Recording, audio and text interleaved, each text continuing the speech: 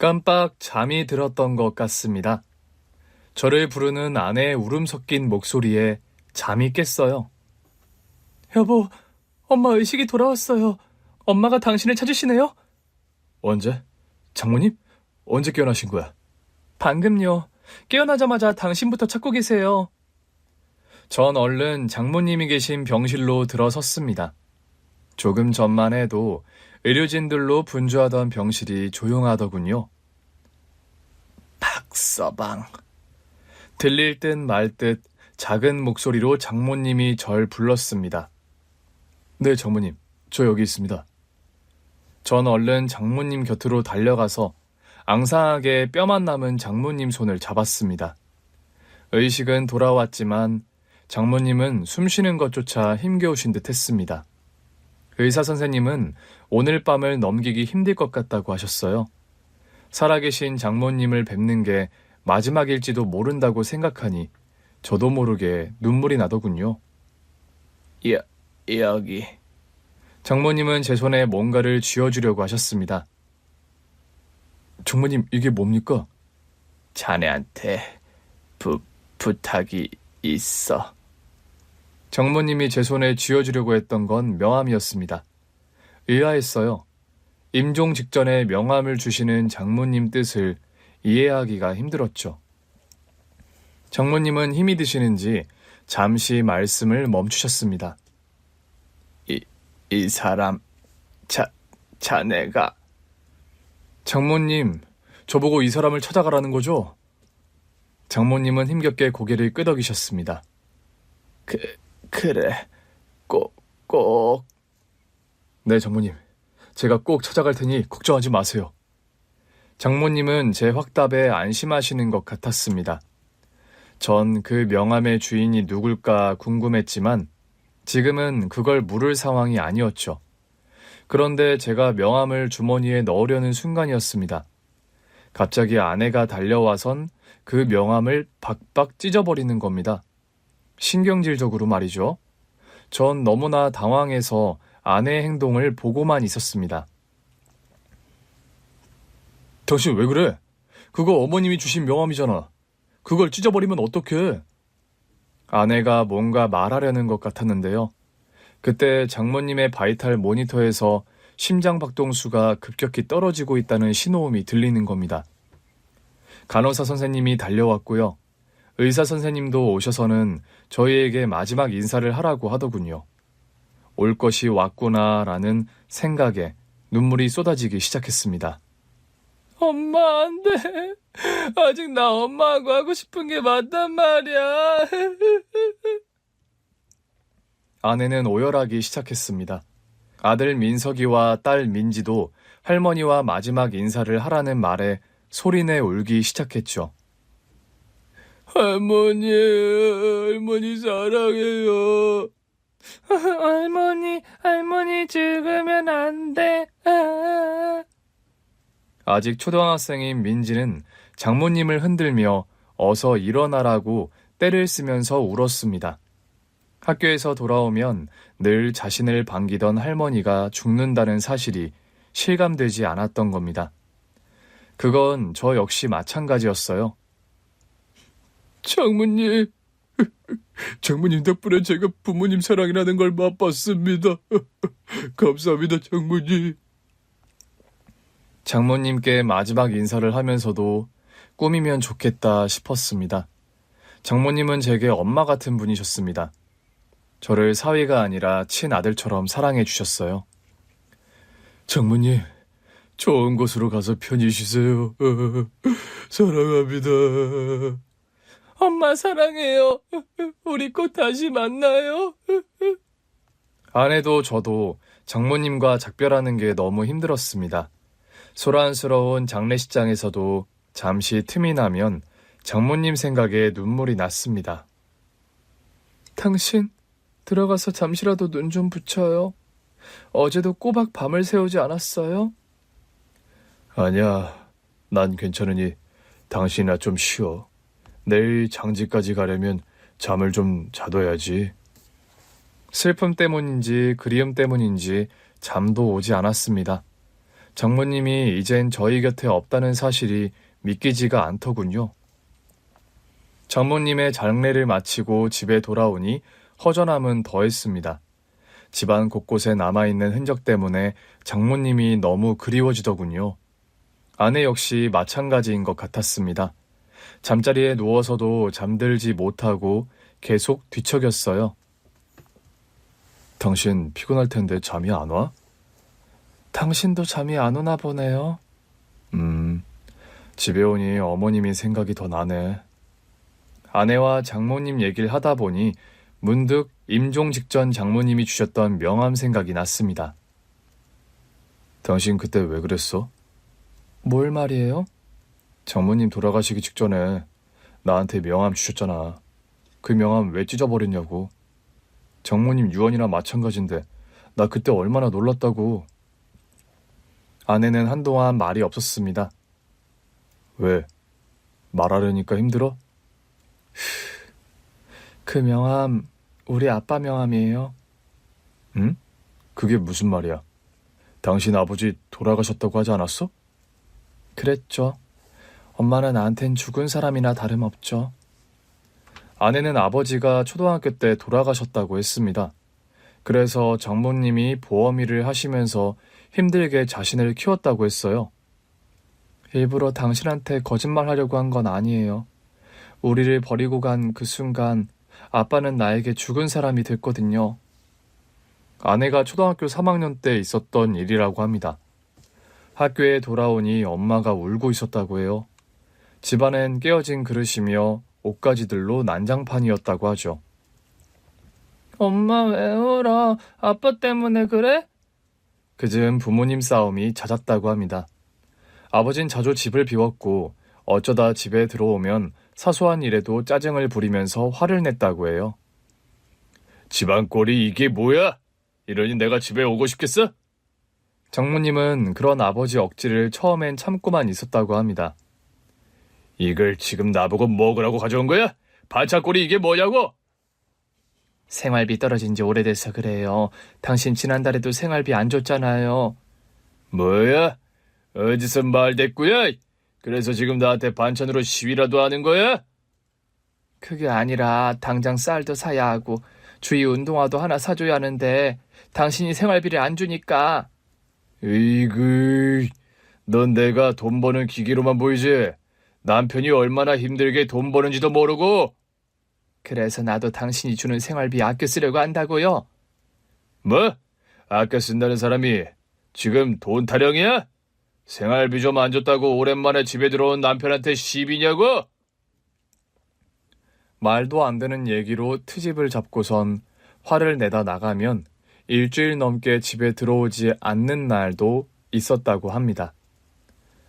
당신 그동안 어디 있다가 이제야 집에 들어온 거예요? 배고파. 밥이나 차려. 당신 내 말 안 들려요?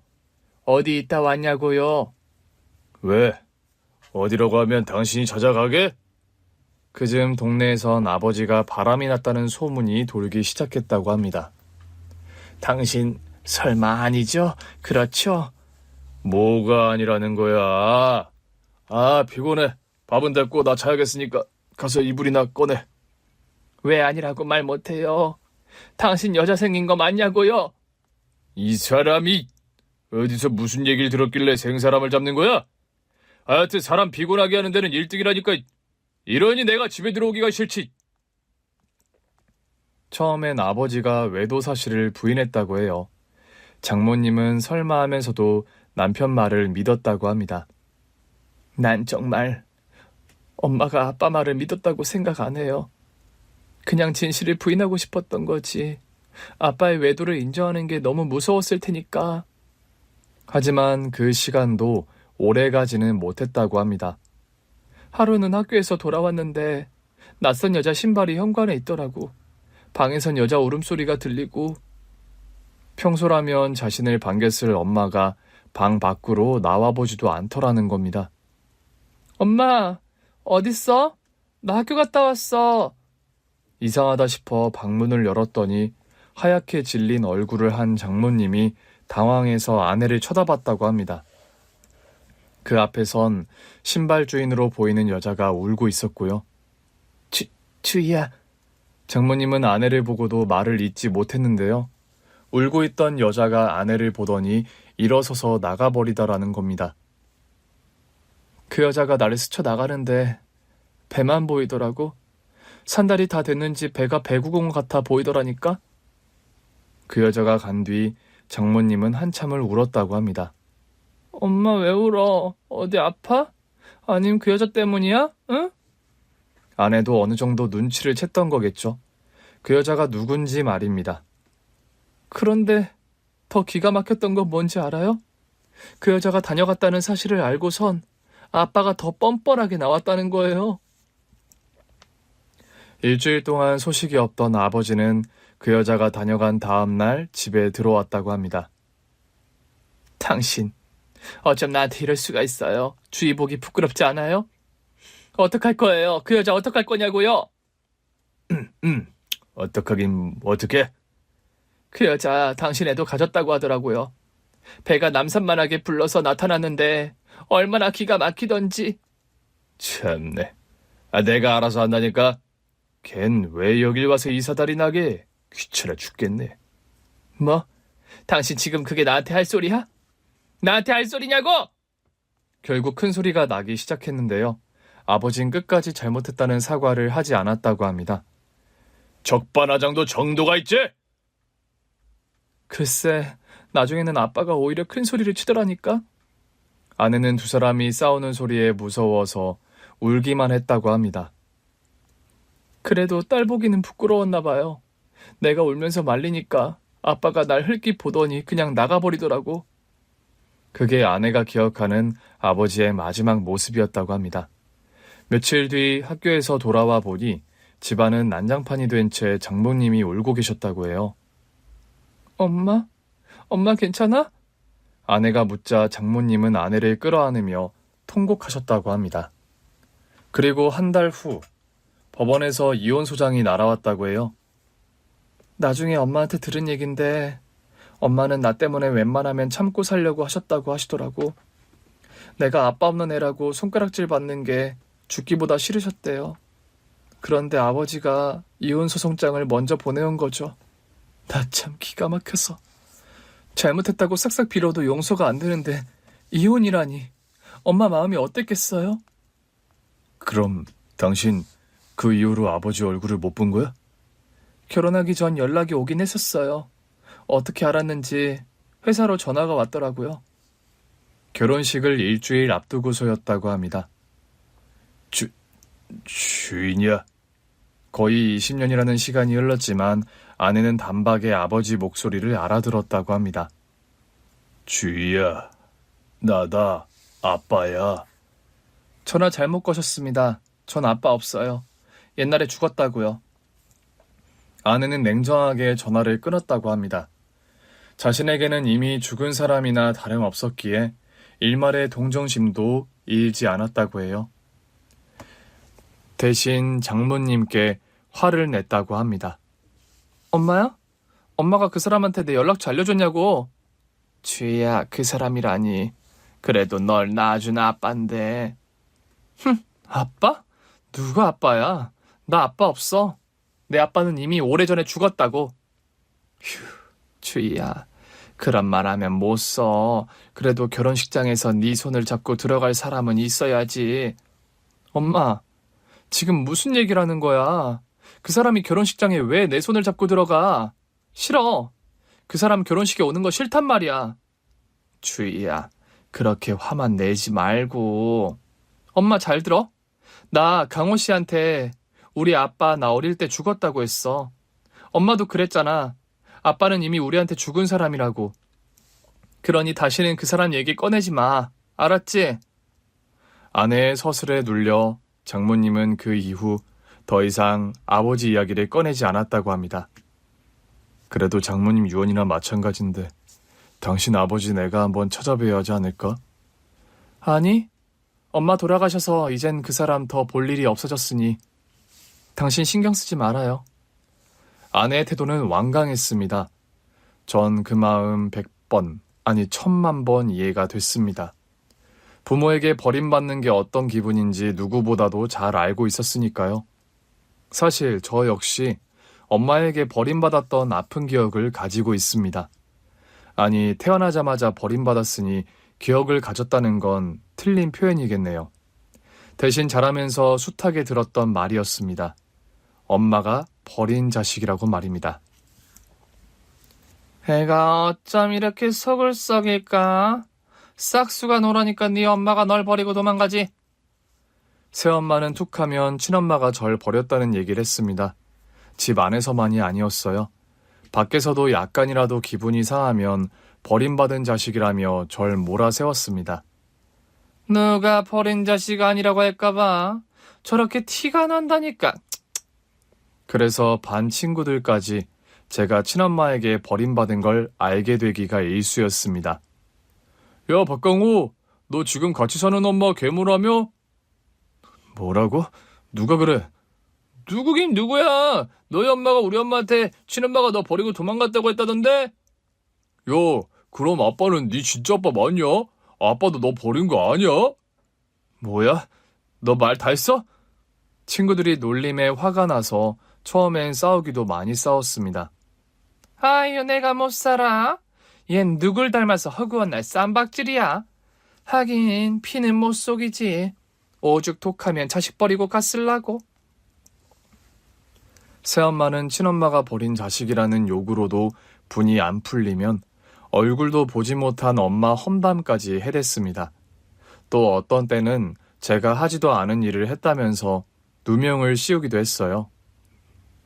여보, 글쎄 강호 좀 보라니까요. 벌써부터 도둑질이라니. 애가 커서 도대체 뭐가 되겠어요? 아니, 아버지, 저 안 훔쳤어요. 거기 돈이 있는 줄도 몰랐다니까요. 어머, 얘 거짓말하는 것 좀 봐.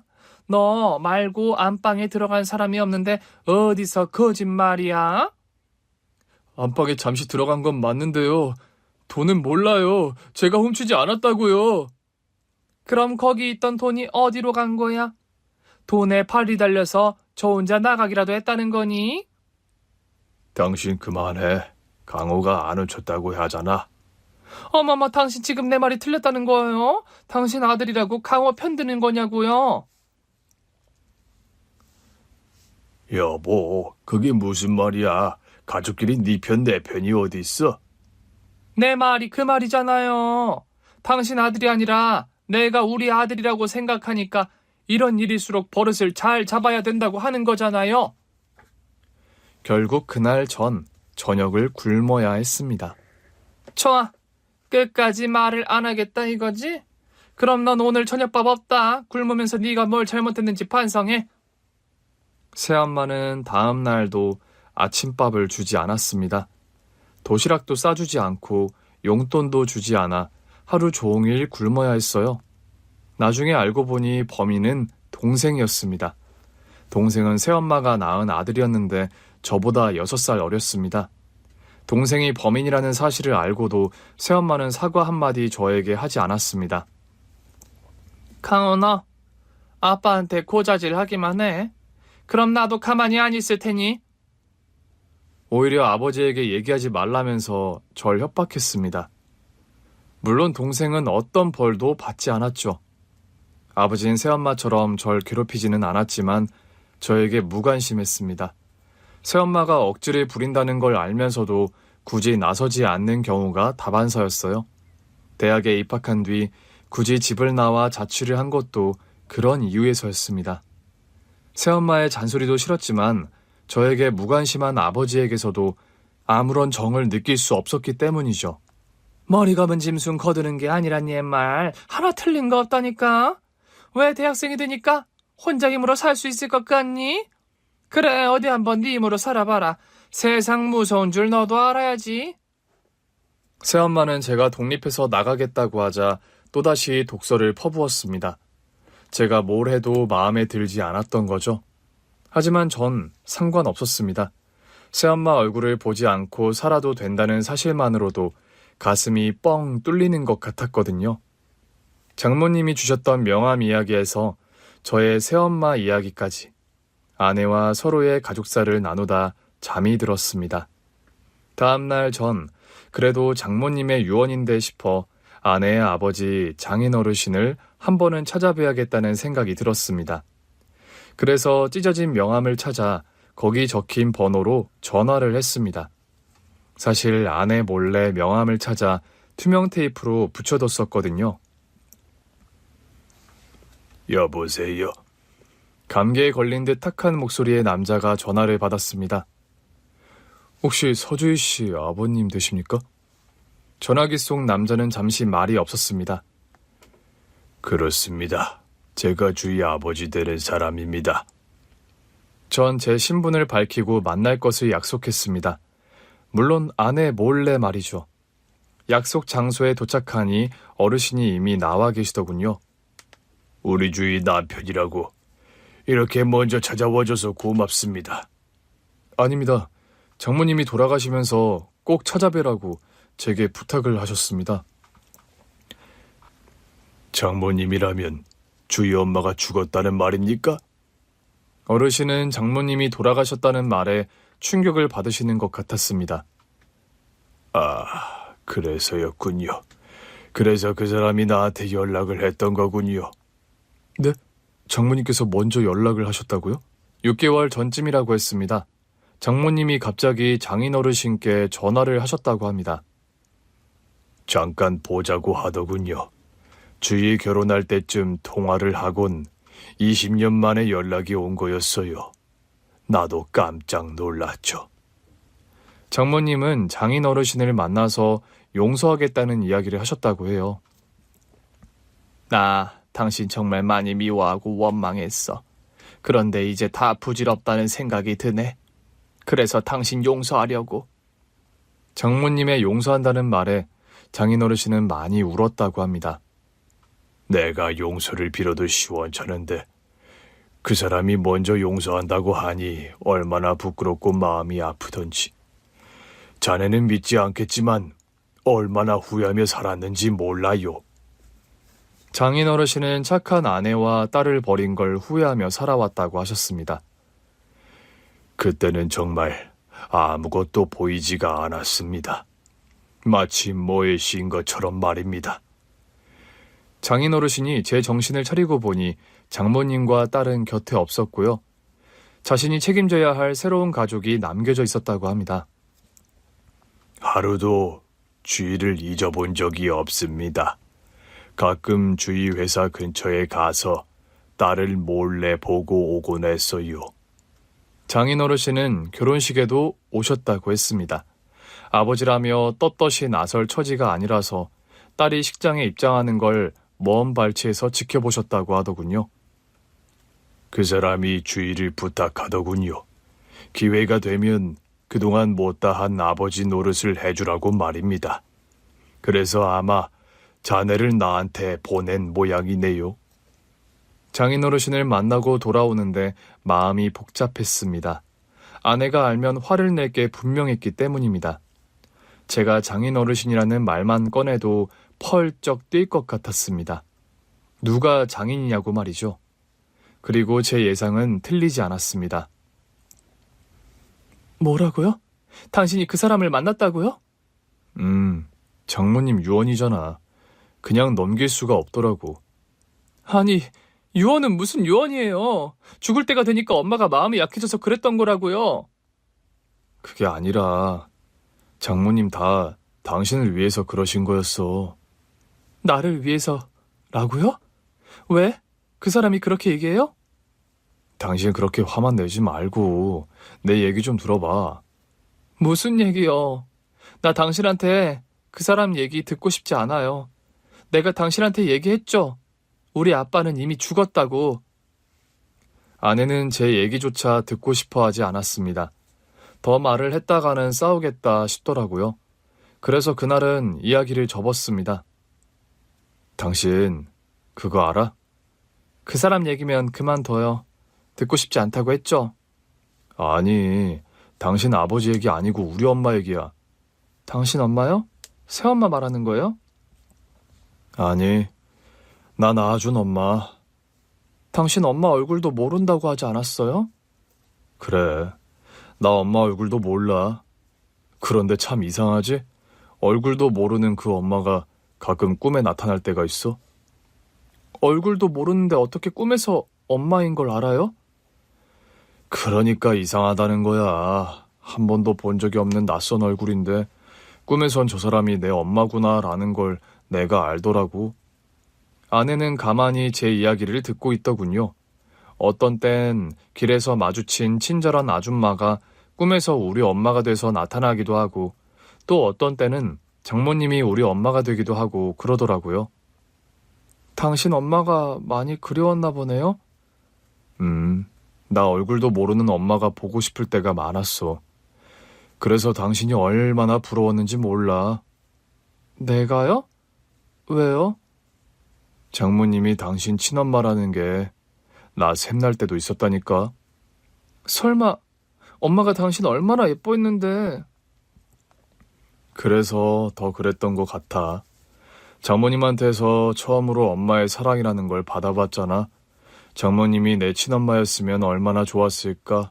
란 생각 가끔 했었어. 정말? 난 전혀 몰랐어요.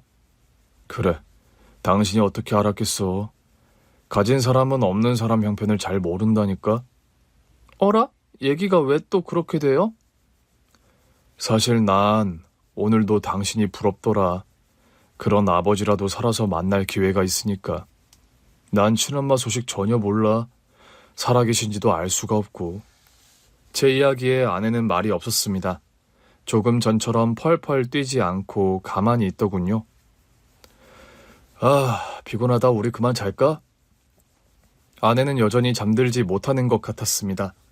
아니라고 했지만 아내 역시 장모님이 남기신 유언이 마음에 걸렸을 겁니다. 며칠 후 이번에는 장인어르신께 먼저 연락이 왔습니다. 아내를 꼭 한번 만나게 해달라고 말이죠. 염치 없지만 자네밖에 부탁할 사람이 없어. 주위 한 번만 만나게 해줄 수 없겠나? 장인어르신은 말씀을 하시면서도 계속 기침을 하셨습니다. 첫 만남에서도 느꼈던 거지만 어딘가 아파 보이셨어요. 장인어르신은 고급스러운 차림새였지만 왠지 초췌해 보였거든요. 아버님, 어디 몸이 안 좋으십니까? 기침 소리가 많이 안 좋은데요? 자네에게 부담이 될까봐 이 말은 안 하려고 했는데 사실 나 암이야. 살 날이 얼마 남지 않은 것 같아. 연신 기침을 해대며 부탁하시는 장인어르신이 너무 딱해 보였습니다. 그래서 전 아내를 만나게 해드리겠다고 약속을 하고 말았습니다. 당신, 그 사람 만나지 말라는 내 얘기 뭘로 들은 거예요? 아내는 제 얘기에 화부터 냈습니다. 알지. 나 당신 마음 안다고. 그런데 또 그 사람을 만났단 말이에요? 그럼 어떡해. 회사 앞까지 찾아오셨는데. 게다가 아버님 건강도 많이 안 좋으신 것 같더라고. 아버님이라뇨? 누가 당신 아버님이라는 거예요? 여보, 지금 그게 중요한 게 아니야. 당신 아버님 암이래.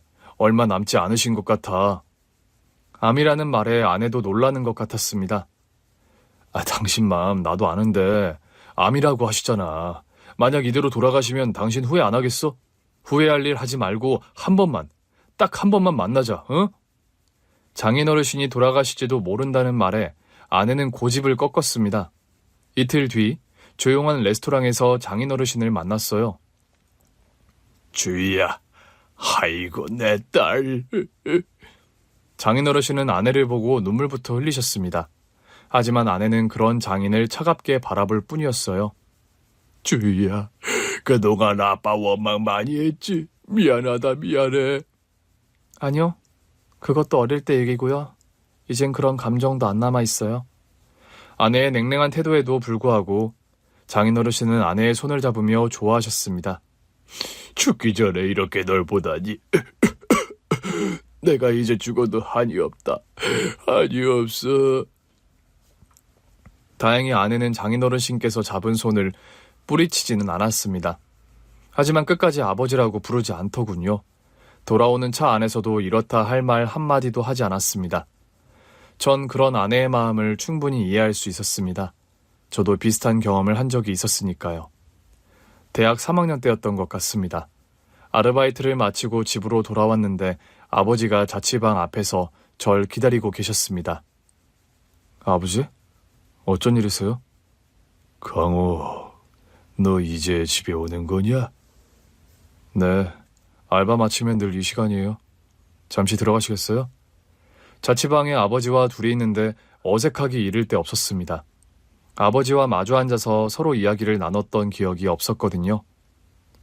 알바는 힘들지 않아? 네, 할만해요. 딱히 할 얘기도 없었습니다. 당연히 대화가 이어지지 않고 뚝뚝 끊어졌습니다. 강호야. 네. 미안하다. 아버지가 너한테 미안해. 아버지는 뜬금없이 미안하다는 말을 하시고선 바로 일어나셨습니다. 아버지를 배웅하고 돌아오니 방바닥에 하얀 봉투가 있더군요. 봉투를 열어보니 500만 원이 들어있었습니다. 독립하겠다고 나간 아들이 아마도 걱정이 되어 오셨던 것 같았습니다. 하지만 그 돈을 보며 전 마음이 착잡했었습니다. 처음엔 아버지의 무관심이 미웠습니다. 원망도 했어요. 하지만 시간이 흐르니 그런 감정조차 무뎌지더군요. 사랑의 반대말은 미움이 아니라 무관심이라는 말이 맞았습니다. 저 역시 아버지에 대해 무관심해졌는데요. 두고 가신 돈을 보면서 이제와 아버지 노릇이라도 하겠다는 건가 싶어 화가 나기도 하고 슬프기도 하면서 감정이 복잡해졌었습니다. 아마 아내도 지금 그렇지 않을까 싶었습니다. 그로부터 딱 2달이 지난 뒤 장인어르신의 부고장이 날아왔습니다. 어느 정도 예상했던 일이긴 하지만 당황스럽더군요. 전 아내에게 어떻게 얘기해야 할지 고민하며 말을 꺼냈는데요. 아내는 의외로 담담했습니다. 마지막 가시는 길인데 우리도 가야죠. 장인어르신의 빈소는 아들과 며느리, 손주들이 지키고 있었습니다. 그러니까 아내의 배다른 동생이 되는 셈이었는데요. 동생은 아내의 존재를 알고 있는 것 같았습니다. 아내는 장인어르신 영정 앞에서 한참을 서 있었습니다. 소리내 울지는 않았지만 아버지를 보내는 슬픔이 저에게는 고스란히 보이더군요. 주의 누님이시죠? 아버지께 얘기 많이 들었습니다. 아버지 가시는 길 이렇게 와주셔서 고맙습니다.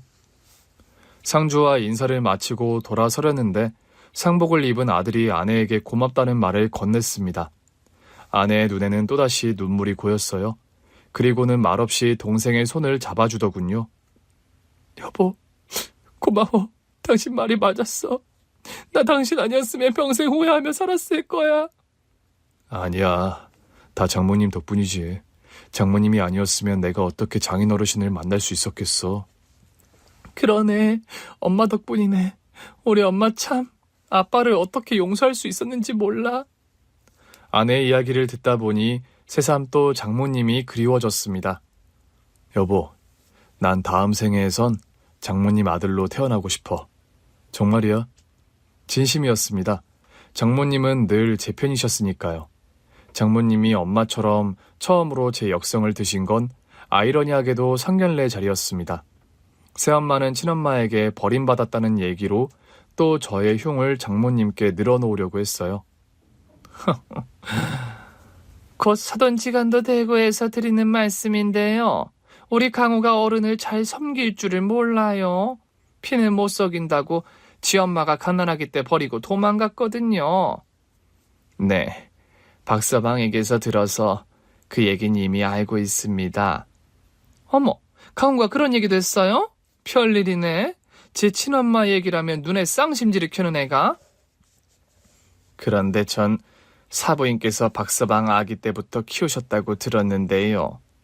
아유, 말도 마세요. 저 또한 땐 어린 걸 제가 다 키웠잖아요. 강호 키운다고 제가 얼마나 마음고생 많이 했는지 몰라요? 그러세요. 그럼요. 제가 피는 못 속인다고 했잖아요. 애가 어릴 때부터 얼마나 거짓말을 잘하던지. 사부인, 그렇다면 그건 엄마 교육에 문제가 있었다는 거 아닙니까? 핏줄과는 상관없는 것 같은데요. 네? 뭐라고요? 엄마 교육에 문제가 있다고요? 사부인, 그럼 제가 잘못 가르쳤다는 겁니까, 지금? 아니, 사부인께서 잘못 가르쳤다는 게 아니고요. 이치가 그렇잖아요. 도둑놈 핏줄이 따로 있는 게 아니지 않습니까? 어떻게 가르치냐의 문제지요. 아니, 그게 아니죠. 아, 그렇습니까? 아이고, 전 박서방이 요즘 사람답지 않게 예의도 바르고 착하길래 부모님이 가정교육을 잘 시키셨나 보다 했는데 오늘 사부인 얘기 들으니 그게 다 핏줄 덕분이었네요. 새엄마의 길을 꺾고 자신의 편을 들어준 사람은 장모님이 처음이었습니다. 그날 새엄마는 한마디도 더 보태지 못했어요. 결혼해서도 마찬가지였습니다. 첫 아들이 태어나고 돌잔치를 하는데요. 새엄마는 또 심술을 부리려고 했습니다. 곰도 구르는 재주가 있다더니 너한테 어떻게 이런 아들이 다 나왔니? 아니다. 얘도 너처럼 버림받으려나? 사부인, 버리긴 누가 버려요. 내일부터 우리 민석이 제가 돌볼 겁니다. 네? 사부인이 민석이를 돌본다고요? 왜요? 왜긴 왜입니까? 제가 베이비시터를 차청했으니 그런 거죠. 그러니 이제부턴 출입을 좀 자제해 주세요. 사돈끼리 그 정도의 예의는 지켜주셔야죠. 사부인, 예의 중요하게 생각하시는 분이시니까 제가 따로 말씀 안 드려도 되겠죠? 새엄마는 저뿐 아니라 아내에게도 억지를 부리곤 했습니다. 불쑥불쑥 집에 찾아와 저와 아내를 곤란하게 만들기 일쑤였어요. 도저히 참을 수 없어 화를 냈던 적도 있었는데요. 장모님이 눈치를 채시곤 선수를 치셨던 겁니다. 세상 참 좋아졌네, 좋아졌어. 장모가 사위 집에 들어가서 산다니, 안 그래요, 여보? 당신, 그만 좀 해. 사부인 보기 부끄럽지도 않아? 아니, 당신은 왜 화를 내고 그래요? 내가 뭘 잘못했다고? 내 말 틀린 거 있어요? 당신, 강호일이면 못 잡아먹어서 안달이잖아. 당신의 그 음흉한 속내, 내가 그동안 몰라서 참은 줄 알아? 뭐라고요? 음흉하다고요? 당신 지금 말 다 했어요? 어허, 조용히 하지 못해? 여기 민석이 돌잔치 자리야. 어디 교양 없이. 뭐, 교양? 아이고, 지금 이 자리가 다 누구 덕분인데, 갓난 핏덩이를 고생해서 키운 게 누군데? 당신 그만하지 못해? 그래, 못한다. 지금까지 내가 강호채 키운다고 얼마나 고생을 했는데, 이빨은 소리 좀 했다고, 아이고. 결국 그날 민석이 돌잔치는 난장판으로 끝났습니다. 하지만 전 속이 후련하더군요. 새엄마 강짜를 아버지가 드디어 해결하셨거든요. 미안하다, 강호야. 앞으로 네 엄마, 너희 집에 드나드는 일이 없도록 하마. 처음으로 아버지가 제 편을 드셨고요. 아버지 말씀처럼 새엄마는 저희 집에 나타나지 않았습니다. 명절날 본가에 가도 전처럼 시비를 걸지도 억지를 부리지도 않더군요.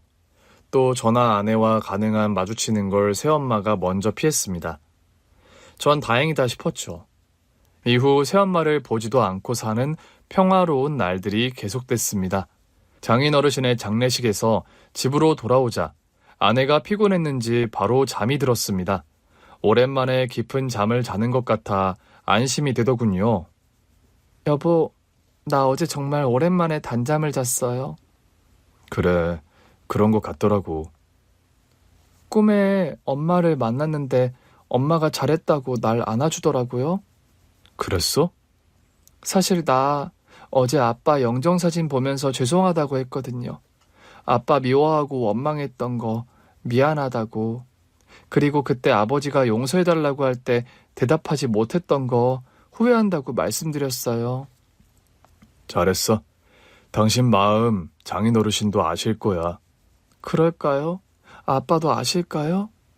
그럼 나도 보이던데 장인어르신은 당연히 아시지. 아버지를 용서했기 때문일까요? 아내의 얼굴이 훨씬 밝아 보였습니다. 장인어르신의 장례가 끝난 후 일주일 뒤에 아내는 동생으로부터 뜻하지 않은 연락도 받았습니다. 주인님, 제가 연락드려서 많이 놀라셨죠? 아, 네.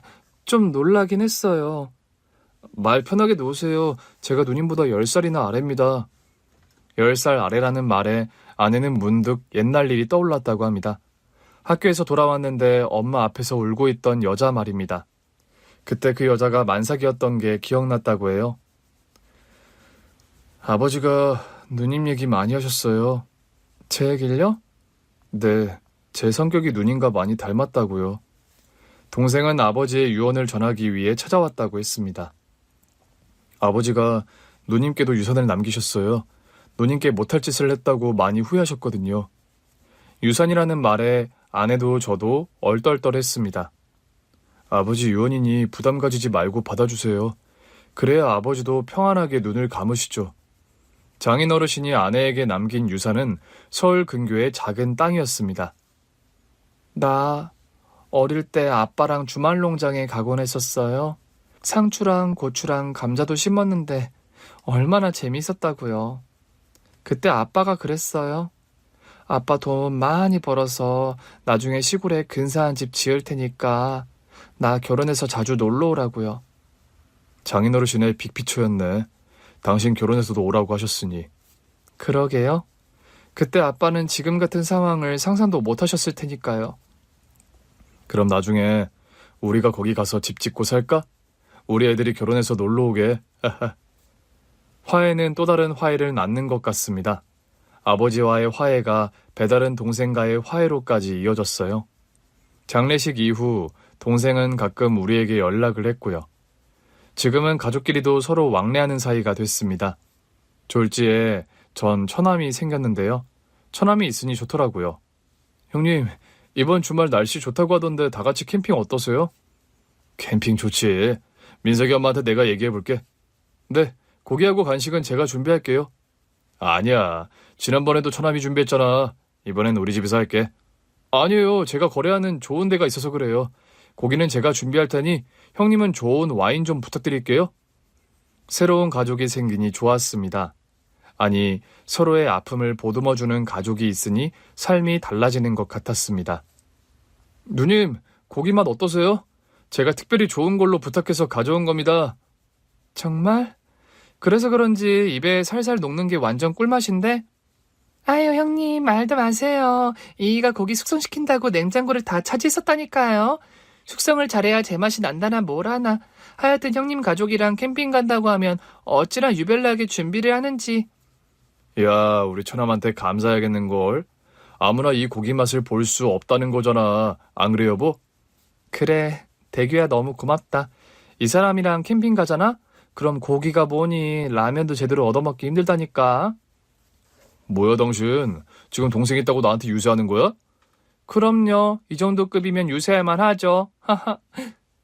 누님, 얘기만 하세요. 누님이 원하시면 꿀맛 같은 고기 언제든 대령하겠습니다. 헤헤헤. 아내도 그랬지만 처남 역시 상처를 아는 채 살아왔었다고 해요. 외도로 낳은 아들이라는 꼬리표가 늘 따라붙었었다고 하는데요. 아내와의 화해로 그 꼬리표에서 마음이 해방됐던 겁니다. 그리고 저 역시 친엄마에 대한 미움에서 벗어나게 됐습니다. 그토록 그리워하면서도 원망했던 엄마를 만나게 됐기 때문입니다. 그날은 주문량이 많아 회사 일이 분주하게 돌아가고 있었던 때였습니다. 점심때쯤 아버지에게 전화가 온 겁니다. 강호야, 통화 괜찮니? 네, 아버지, 무슨 일 있으세요? 웬만한 일에는 연락을 하지 않던 아버지라 전 무슨 일이라도 생겼나 싶어 걱정이 됐습니다. 무슨 일이 있는 건 아니고. 아버지는 잠깐 뜸을 들이시더군요. 네 엄마한테 연락이 왔어. 네 친엄마 말이다. 아버지로부터 친엄마라는 말을 듣는데 왠지 남의 일 같았습니다. 그냥 너한테도 얘기를 해야 할 것 같아서 그만 끊는다. 제가 대답이 없자 아버지는 전화를 끊으셨어요. 전 어찌할 바를 모르겠더군요. 까맣게 잊고 지내던 친엄마 소식을 들었는데 아무런 감정도 느낄 수가 없었습니다. 당신 무슨 일 있었어요? 얼굴이 안 좋아 보이네? 그래? 네, 회사에 뭔 일이 있었어요? 요즘 경기가 많이 어렵다던데 당신 회사에도 그 불똥이 튄 거예요? 아니야. 어제부터 주문량이 쏟아져서 오늘도 하루 종일 눈코 뜰 새 없이 바빴어. 그래요? 그건 다행이네요. 여보, 당신 좀 이상하다. 왜 그렇게 심각해요? 오늘 점심 때 아버지한테 전화가 왔었거든? 아버님이 왜요? 어디 아프시다고 하세요? 아니, 그게 아니고 엄마한테 연락이 왔다고 하시더라고. 네? 엄마한테 연락이 왔다니요? 어머님 어디 가셨어요? 아니, 새엄마가 아니고 나 낳아준 친엄마한테서 연락이 왔다고. 정말요? 당신 친엄마 살아 계신데요? 그런가 봐. 근데 그 얘기를 듣는데 실감이 안 나더라고. 당연하죠, 여보. 당신 얼굴도 모른다면서요. 그래도 내가 그동안 그리워하고 미워한 시간이 있는데 어떻게 이렇게 아무런 감정이 안 느껴지지? 당신 너무 오랫동안 보고 싶어 해서 그럴 거예요. 그런가? 그래서 이렇게 무덤덤한 건가? 아내는 친엄마를 당장이라도 만나러 가야 한다고 했습니다. 전 좀 주저되더군요. 당신, 내가 아빠 만나러 가지 않겠다고 했을 때 나한테 했던 말 기억나요? 지금 안 만나면 평생 후회할 거라고 했지. 맞아요. 당신도 지금 어머니 안 만나면 아마 평생 후회할 거예요. 아내의 독촉 때문이기도 했습니다. 주말에 전 아버지께 주소를 물어 친엄마를 보러 갔습니다. 가는 내내 엄마가 어떤 모습일지 궁금하더군요. 당신 엄마 만난다고 하니 긴장돼요? 약간 얼굴도 본 적이 없어서 어떤 모습일지 궁금하긴 해. 서울에서 꽤 떨어진 곳에 위치한 요양원이었습니다. 간호사의 안내에 따라 병실로 들어가니 낯선 어르신이 의자에 앉아 멍하니 저를 바라보더군요. 아마 누군지 못 알아보실 거예요. 알츠하이머 중증 단계거든요. 간호사 선생님의 말처럼 엄마는 제가 누군지 전혀 인지하지 못했습니다. 절 낳아준 엄마는 제가 꿈에서 보던 그런 모습이 아니더군요. 병에 걸려 쓸쓸히 하루하루를 보내고 있는 낯선 노인에 불과했습니다. 저와 아내는 몸도 닦여드리고 산책도 시켜드리면서 한참을 함께 시간을 보내다 돌아왔습니다. 당신 괜찮아요? 글쎄, 잘 모르겠네. 돌아오는 차 안에서 비로소 눈물이 났습니다. 그런데 왜 눈물이 나는 건지 저도 알 수가 없었습니다. 이제야 제 앞에 나타난 엄마가 미워서가 아니었습니다. 나를 버리고 간 엄마가 원망스러워도 아니었습니다. 새엄마에게 구박받으며 살아온 세월이 억울해서도 아니었습니다. 인생이 참 덧없다는 생각에 눈물이 나더군요. 엄마는 아마 자신의 행복을 위해 저와 아버지를 버리고 떠났을 겁니다. 아버지가 언젠가 그랬거든요. 네 엄마가 너무 미워서 그랬어. 너만 보면 네 엄마 생각이 나서 견딜 수 없더라고. 그래서 널 외면했던 것 같다. 미안하다, 강호야. 아버지는 엄마에 대한 배신감 때문에 힘든 세월을 사셨습니다. 엄마의 배신의 대가로 저 역시 불행한 성장기를 보냈죠. 그럼 엄마라도 행복했어야 되는 거 아닙니까? 그런데 늙고 병들어 누구도 알아보지 못하는 상태가 돼서 나타난 엄마를 보니 마음이 착잡했습니다. 엄마는 평생 엉뚱한 곳에서 행복의 파랑새를 찾아다녔구나 싶었습니다. 당신 울어요? 이상하게 눈물이 나네. 왜? 엄마 보고 나니까 슬퍼요? 치매라고 해서? 아니, 그냥 인생이 참 덧없다는 생각이 들어서. 그렇죠. 인생이 참 짧죠? 당신도 그런 생각했어? 그럼요. 당신은 엄마 때문에, 나는 아빠 때문에 힘들었잖아요. 근데 그분들 왜 그렇게 사셨나 싶어요? 사랑하며 살아도 부족한 게 인생인데 말이에요. 당신 말이 맞아. 우린 그러지 말자고. 그래야죠. 당신과 나 아픔을 겪은 만큼 더 사랑하면서 살아야죠. 그래. 우리 민석이랑 민지 아끼고 사랑하면서 지금 행복하자고. 비슷한 아픔을 겪고 그 상처에서 벗어났기 때문일까요? 많은 말을 하지 않아도 아내는 제 마음을 다 알더라고요. 여보, 우리 오랜만에 가족이 함께 영화라도 보러 갈까? 좋아요. 영화 보고 맛있는 것도 먹어요. 늘 보던 아이들인데 그날만큼은 민석이와 민지가 너무 보고 싶더라고요. 엄마, 나 저녁에 친구들이랑 약속 있는데.